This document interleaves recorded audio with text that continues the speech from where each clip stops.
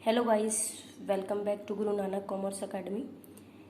Guys, आज से मैं जो बिज़नेस स्टडी की क्लास +2 की जो सीरीज स्टार्ट करने जा रही हूँ, तो now we will study about the chapter first of business study and that's name is nature and significance of management क्या होता है बच्चों? कि मैनेजमेंट के जैसे नाम से ही आपको क्लियर होगा कि मैनेजमेंट का मतलब क्या होता है कि it is the art of getting things done through others। Management mean, ये देखो दो वर्ड से मिलके बना है, मैनेज प्लस मेंट, यानी कि इसका मीन क्या हुआ बच्चों कि ये एक प्रकार की आर्ट कहलाती है जिसमें हम दूसरों से जो वर्क करवाते हैं बहुत ही अच्छे तरीके से अपने अकॉर्डिंग। क्योंकि आपने देखा होगा कि नाउ इन दीज डेज बहुत ज़्यादा जो कंपटीशन है, we all strive for success whatever we do. जो भी हम करते हैं उसके पीछे कहीं ना कहीं हमारा जो टारगेट जो सक्सेसफुल पर्सन बनना होता है। तो the key to success lies in one's ability to efficiently and effectively manage all the required resources, be it time, effort और मनी। यानी कि देखो, अगर कोई भी इंसान जिंदगी में अगर कामयाब होना चाहता है तो उसको अपने काम को बड़े ही एफिशिएंटली तरीके से और इफेक्टिवली तरीके से जो भी उसके पास गिवन रिसोर्सेज है, टाइम है, रिसोर्सेज में जैसे टाइम, एफर्ट्स, मनी, उसी के अकॉर्डिंग अपने पूरे काम को जो कंप्लीट करना होता है और अपने टारगेट को अचीव करना होता है बच्चों।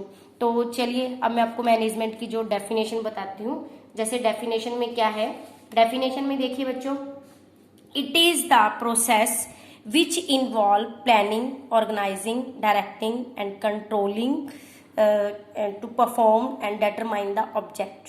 अब ये कहता है कि जो मैनेजमेंट है वो एक प्रोसेस मानी जाती है बच्चों, जिसके अंदर हमारे मैनेजमेंट के जैसे फंक्शंस हैं, प्लानिंग है, ऑर्गेनाइजिंग है, डायरेक्टिंग है, कंट्रोलिंग है, ये सब एक्टिविटी इसके अंदर इन्वॉल्व की जाती है और इसी के अकॉर्डिंग जो हम अपने वर्क को परफॉर्म करते हैं बच्चों।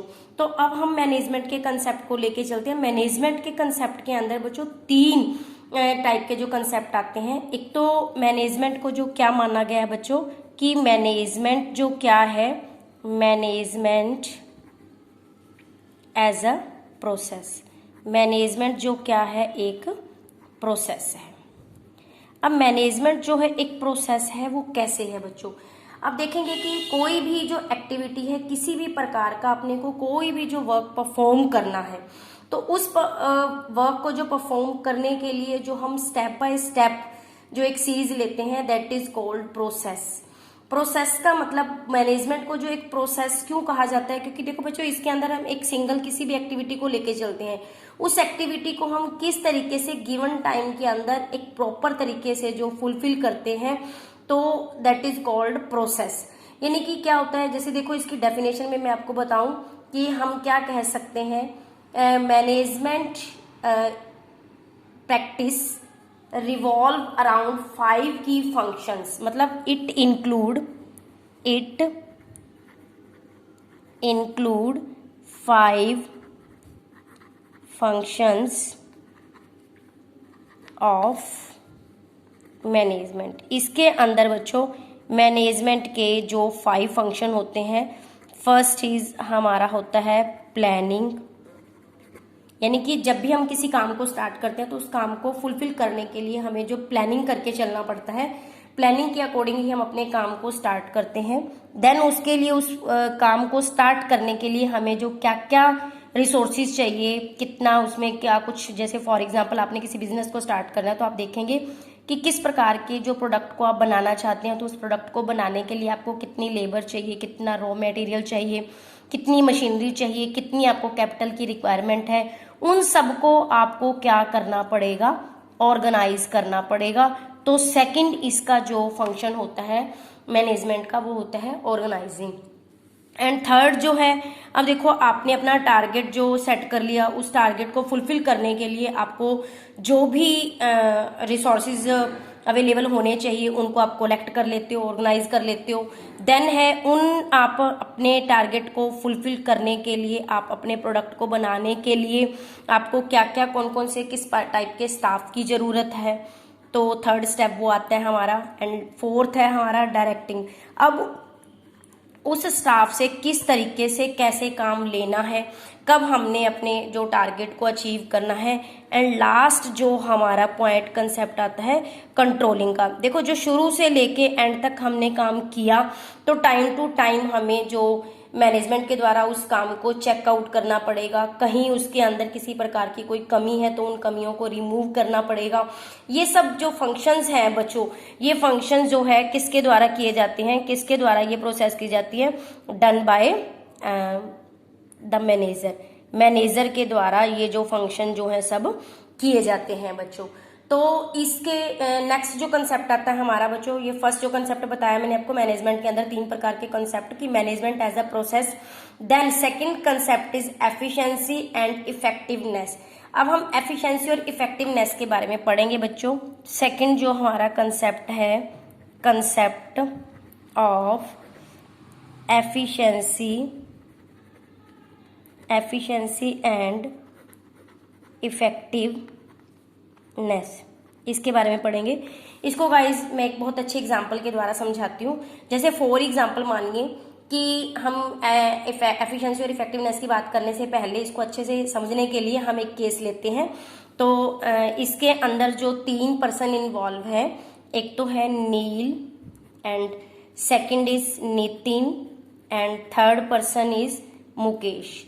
अब देखिए बच्चों कि हमने ये केस लिया, इस केस के अंदर जो 3 पर्सन लिए, जो तीनों जो एक मतलब एज अ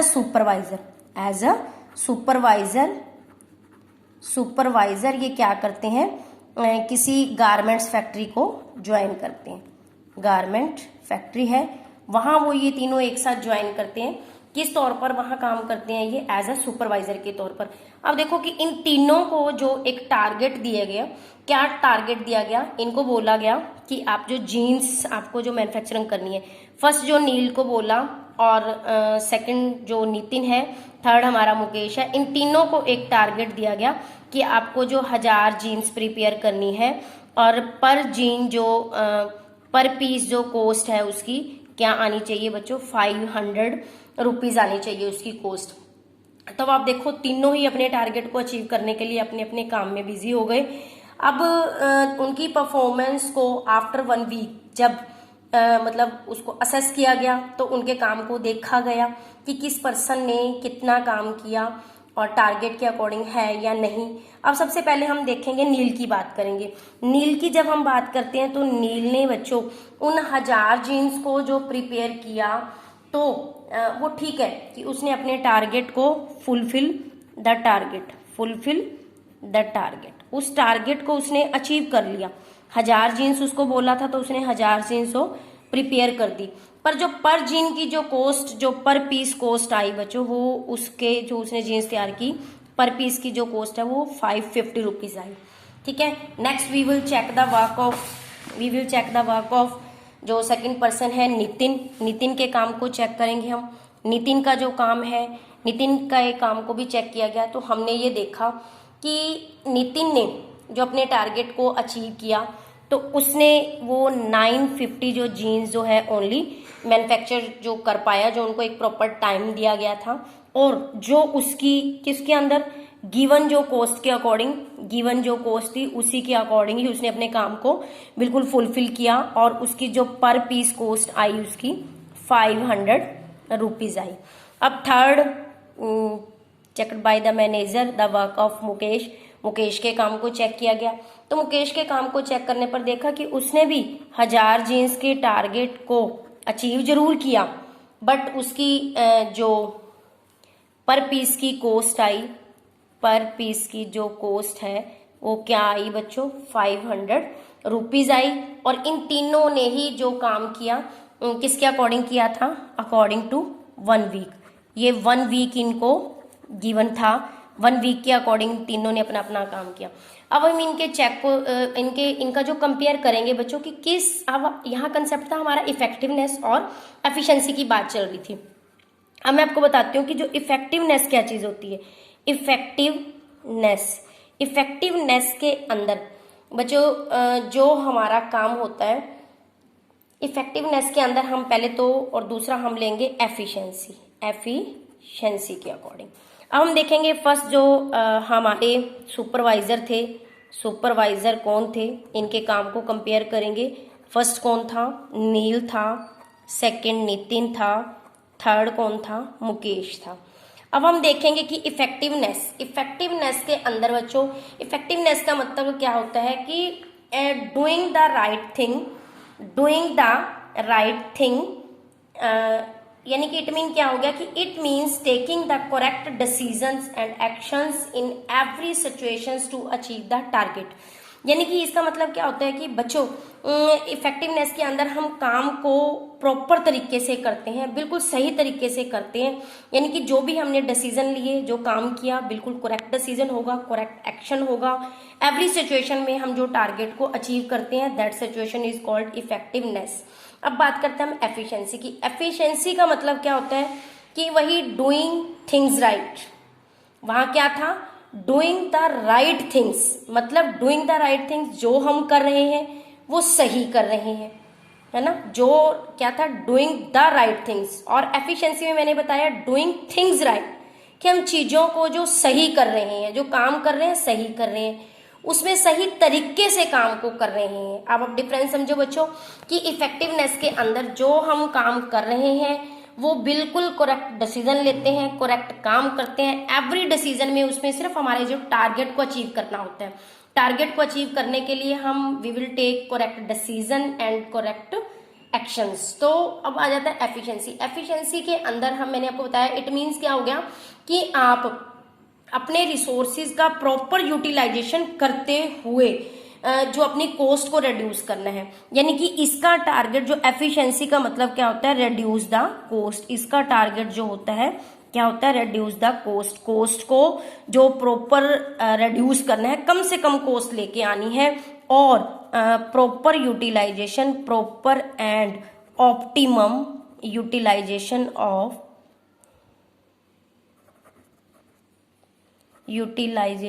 ऑफ रिसोर्सेज। और जबकि इसमें क्या किया जाता है, only to achieve the target, achieve the target. Target इसमें भी अचीव किया जाता है और इसमें भी अचीव किया जाता है, दोनों में सिमिलरिटी है ये। लेकिन इसमें तो जो एक कॉस्ट को प्रॉपर ध्यान में रखते हुए, प्रॉपर तरीके से गिवन रिसोर्सेज का फुलर यूटिलाइजेशन करते हुए देन टारगेट को अचीव किया जाता है। और इसमें केवल मोटो जो टारगेट को अचीव करना होता है, no need to pay attention of cost, no need to pay attention of cost, मतलब कॉस्ट के ऊपर जो कोई भी ध्यान नहीं दिया जाता और रिसोर्सेज से भी कोई मतलब नहीं होता है बच्चों। अब हम बात करते हैं इन तीनों की, नील नितिन का जो मैं कह रही थी। अब देखो नील ने इफेक्टिवनेस, मतलब उसने टारगेट को अचीव किया, यस। क्या नितिन ने टारगेट को अचीव किया था बच्चों? उसने, नितिन ने 950 जीन्स बनाई थी, तो नहीं किया था, नो। अब मुकेश की बात करेंगे, 1000 जीन्स का टारगेट था, टारगेट को अचीव किया, यस। अब देखो इसने टारगेट को अचीव जरूर किया, लेकिन इन्होंने कोई मतलब ध्यान नहीं रखा। अब देखेंगे कि यहाँ नील ने जो टारगेट को अचीव जरूर किया, लेकिन उसकी पर जीन्स की जो कॉस्ट आई वो 550 आई, तो कॉस्ट से उसको कोई मतलब नहीं था। अब बात करते हैं हम एफिशिएंसी की। एफिशिएंसी में देखो नील की जो पर यूनिट की जो कॉस्ट आई, क्या उसने कॉस्ट को रिड्यूस किया, प्रॉपर तरीके से रिसोर्सेज का यूटिलाइजेशन किया? नो। क्यों? क्योंकि उसकी पर जीन्स की जो कॉस्ट आ रही थी वो 550 आ रही थी। अब सेकंड कंडीशन में नितिन ने टारगेट को अचीव नहीं किया, पर उसकी जो कॉस्ट उसने जरूर मिनिमाइज की और प्रॉपर यूटिलाइजेशन किया, तो यहाँ इसके लिए क्या आएगा, जो यस आएगा। अब थर्ड कंडीशन मुकेश ने भी जो जीन्स को प्रॉपर प्रिपेयर किया, 500 उसकी कॉस्ट आई, उसने कॉस्ट पे प्रॉपर ध्यान दिया और प्रॉपर तरीके से यूटिलाइजेशन का भी रिसोर्सेज का भी यूटिलाइजेशन किया और अपने टारगेट को भी अचीव किया। यानी कि उसने दोनों कंसेप्ट को एक साथ लेके चला, उसने इफेक्टिवनेस और एफिशिएंसी तरीके से काम करते हुए, तो इसके लिए भी हम करेंगे यस। ये था बच्चों कंसेप्ट जो हमारा ऑफ मैनेजमेंट का। तो बच्चों आज का ये मेरा टॉपिक यहीं फिनिश होता है। In next topic and next video we will talk about the objective of management तब तक के लिए थैंक यू।